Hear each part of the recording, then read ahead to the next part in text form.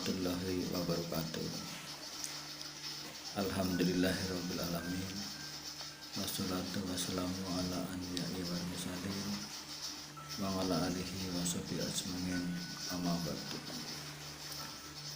Anak-anakku yang saya sayangi, sebagai hamba Allah yang beriman, marilah kita memanjatkan puji syukur kepada Allah Subhanahu wa taala yang telah memberikan kekuatan, kesehatan lahir batin kepada kita semua, sehingga kita bisa bersama-sama di kegiatan ini.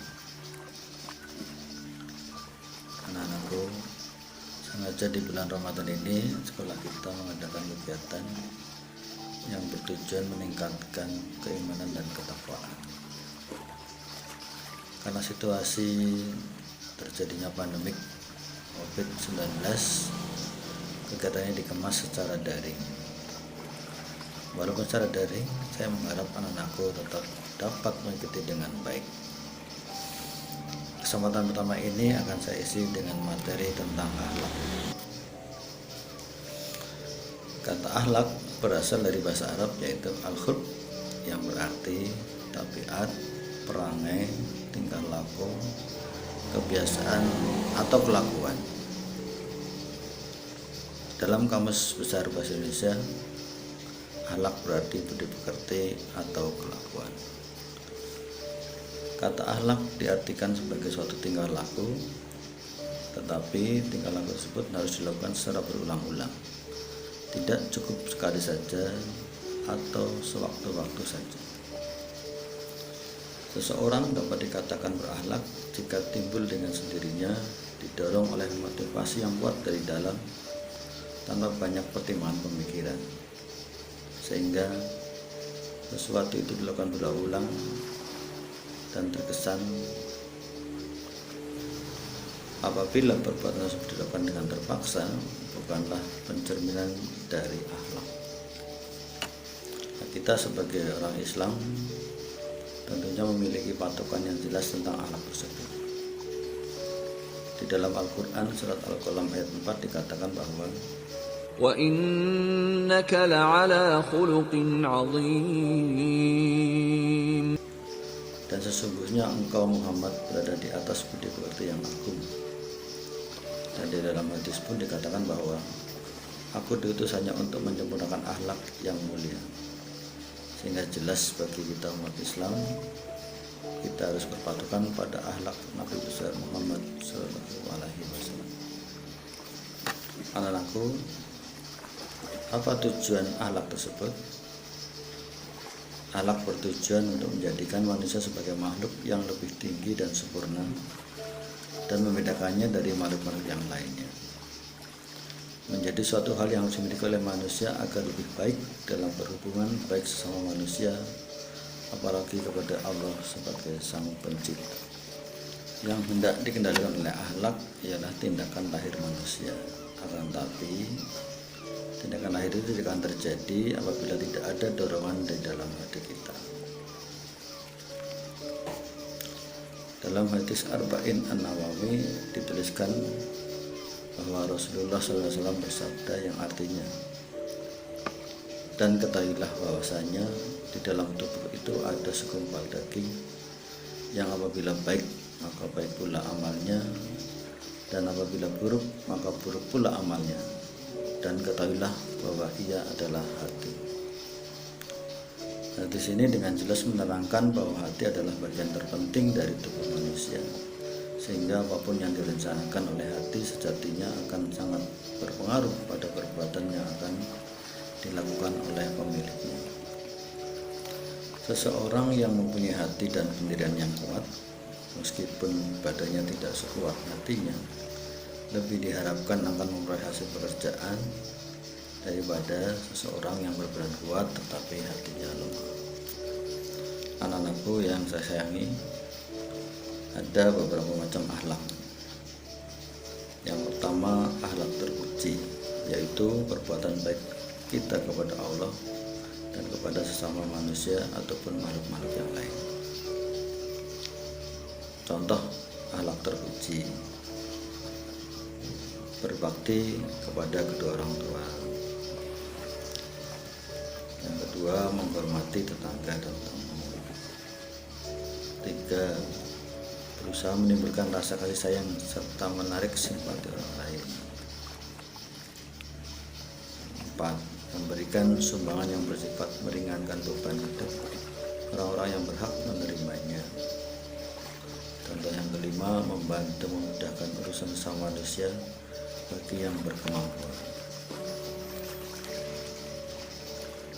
Akhlak berikutnya yaitu akhlak yang tercela, yaitu perbuatan buruk kita kepada Allah, kepada sama manusia, dan makhluk yang lain. Perbuatan ini tidak patut untuk kita lakukan. Contoh perbuatan atau akhlak tercela: 1, berdusta atau berbohong. 2, mengumpat. 3, mengadu domba. 4, iri hati atau dengki. Yang kelima, congkak atau sombong. Anak-anakku, selanjutnya ruang lingkup akhlak. Yang pertama ada akhlak pribadi. Anak-anak perlu kita ketahui bahwasanya kita selaku pribadi harus bisa menyadari diri sendiri, karena dengan insaf dan sadar kepada diri sendirilah pangkal kesempurnaan akhlak yang utama, budi pekerti yang tinggi. Yang kedua, akhlak berkeluarga. Akhlak ini meliputi kewajiban orang tua, anak, dan karib kerabat. Kewajiban orang tua kepada anak. Para orang tua dan pendidik senantiasa harus memperhatikan anak-anak dengan sempurna, dengan ajaran-ajaran Islam yang bijak, sehingga anak di dalam keluarga dapat tumbuh sebagai pribadi dan memiliki akhlak yang baik. Seorang anak haruslah mencintai kedua orang tuanya, karena mereka lebih berhak dari segala manusia lainnya untuk engkau cintai, engkau taati, dan engkau hormati. Yang ketiga, akhlak bermasyarakat. Anak-anakku, kita tidak bisa hidup tanpa masyarakat. Oleh karena itu, dengan tetangga kita juga harus berbuat baik, saling menolong, bersama-sama mencari kemanfaatan, dan menolak kemudaratan. Pendidikan kesusilaan atau akhlak tidak dapat lepas dari pendidikan sosial kemasyarakatan.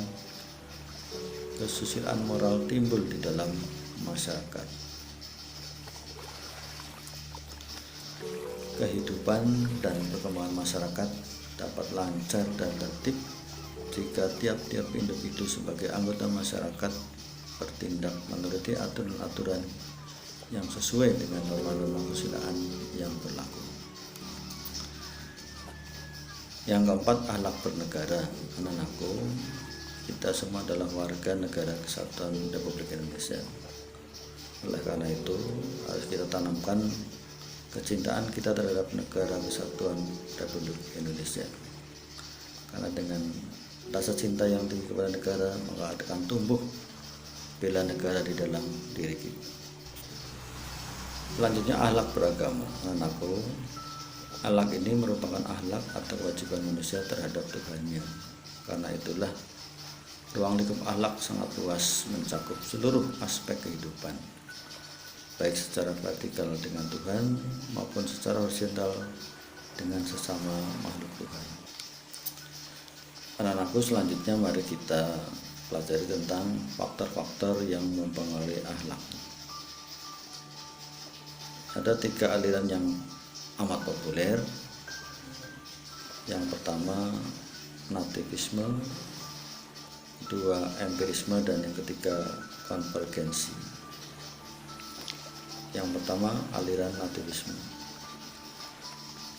bahwa perkembangan manusia itu telah ditentukan oleh faktor-faktor yang dibawa manusia sejak lahir. Pembawaan yang telah terdapat pada waktu dilahirkan itulah yang menentukan hasil perkembangannya.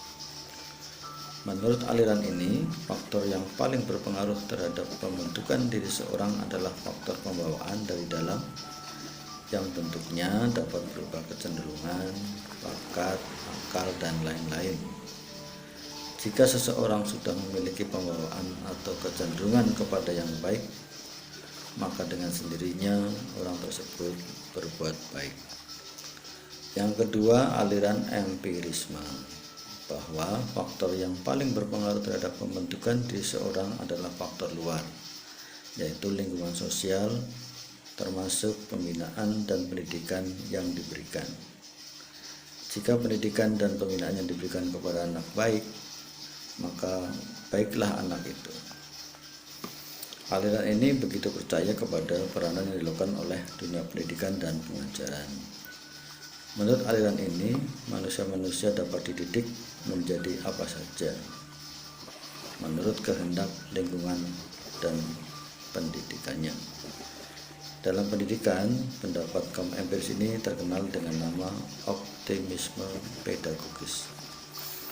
Selanjutnya, aliran konvergensir, bahwa pembentukan akhlak dipengaruhi oleh faktor internal yaitu pembawaan si anak, dan faktor luar yaitu pendidikan dan pembinaan yang dibuat secara khusus atau melalui interaksi dalam lingkungan sosial. Fitrah dan kecenderungan ke arah yang baik yang ada dalam diri manusia dibina secara intensif melalui berbagai metode. Aliran ketiga inilah tampaknya yang sesuai dengan ajaran Islam. Hal ini dapat dipahami dari pernyataan berikut ini, bahwa manusia memiliki potensi untuk dididik dengan diberi oleh Allah penglihatan, pendengaran dan hati sanubari. Potensi tersebut harus disyukuri dan dengan mengisinya melalui ajaran dan pendidikan. Di dalam hadis disebutkan bahwa setiap anak dilahirkan dalam keadaan suci, maka ayah dan ibunya lah yang akan menjadikan dia seorang Yahudi atau Nasrani.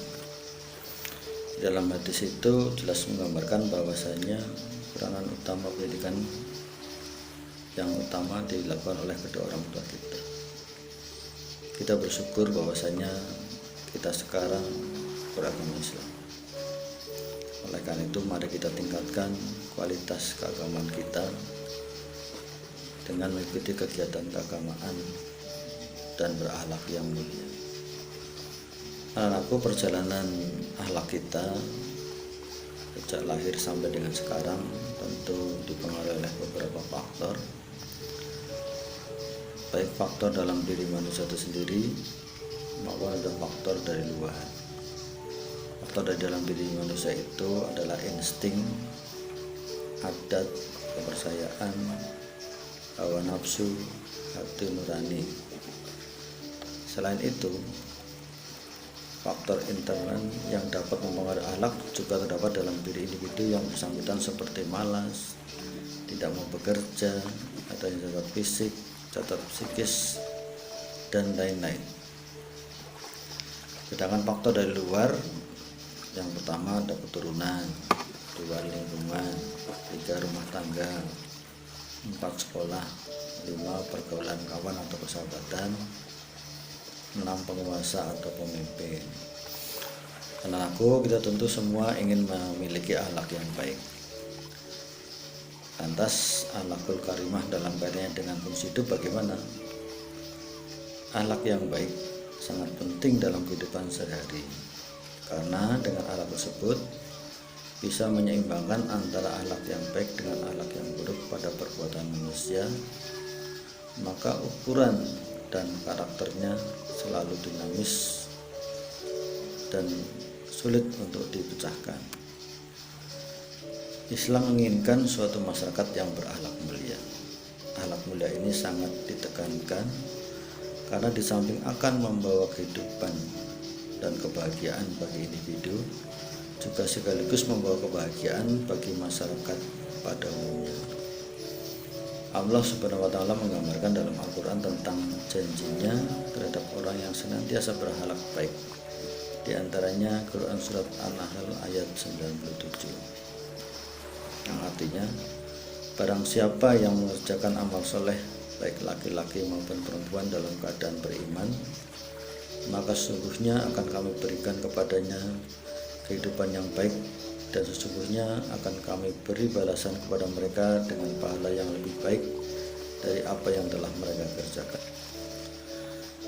Orang yang selalu melaksanakan akhlak mulia, mereka akan senantiasa memperoleh kehidupan yang baik, mendapatkan pahala berlipat ganda di akhirat, dan akan dimasukkan ke dalam surga. Dengan demikian, orang yang berakhlak mulia akan mendapatkan keberuntungan hidup di dunia dan di akhirat. Kenyataan sosial membuktikan bahwa orang yang berakhlak baik akan disukai oleh masyarakat. Kesulitan dan penderitaannya akan dibantu untuk dipecahkan walau mereka tidak mengharapkannya. Peluang, kepercayaan, dan kesempatan datang silih berganti kepadanya. Kenyataan juga menunjukkan bahwa orang yang banyak menyumbang, bersedekah, berzakat tidak akan menjadi miskin, tetapi malah bertambah hartanya. Akhlak karimah merupakan suatu pengamalan yang bersifat ibadah, di mana seseorang dalam perilakunya dituntut untuk berbuat baik kepada Allah Subhanahu wa taala, berbuat baik terhadap manusia, juga terhadap dirinya sendiri, juga terhadap makhluk Allah yang lainnya. Anakku, lantas bagaimana cara menumbuhkan akhlak terpuji di dalam diri kita? Ada beberapa hal yang mungkin bisa kita lakukan. Yang pertama, membersihkan hati serta mensucikan hubungan kita kepada Allah Subhanahu wa taala. Yang kedua, memperhatikan seluruh perintah dan larangan dalam agama. Ketiga, belajar melawan kehendak diri dan menaklukkannya agar kita senantiasa sesuai dengan kehendak Allah. Yang keempat, menegakkan persaudaraan di dalam Islam dan menjadikan Nabi Muhammad sebagai suri tauladan dalam setiap tindakan kita. Anak-anakku, dari uraian tersebut di atas, mari kita introspeksi diri. Sudahkah kita berakhlak yang baik? Anak-anakku, saat ini kita sedang menjalankan ibadah puasa.